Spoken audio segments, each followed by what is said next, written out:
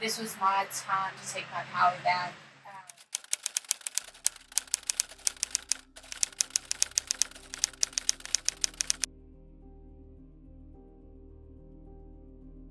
What he did to me will never be gone. There will always be that lasting scar.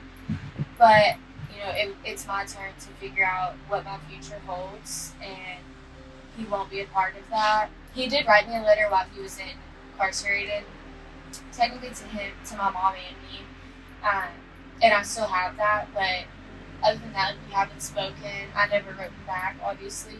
I have a restraining order.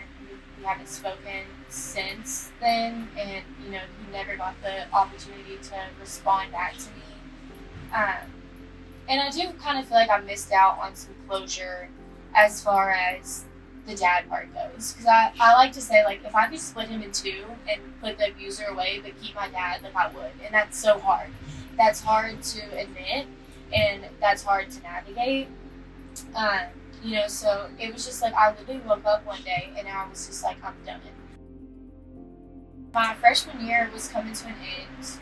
My brother was about to be a senior. Life was changing, and I was getting older, and I knew I had already gone through a miscarriage. That was clear to me. You learn all this stuff in health class your freshman year of high school.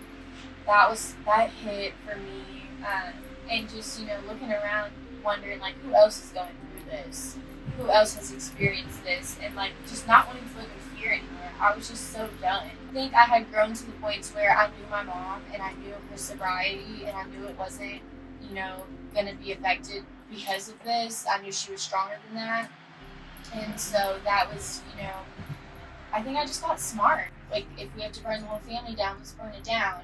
And it was hard. We did lose everything to him in the divorce, basically. That was tough. My mom had never been at rock bottom like that.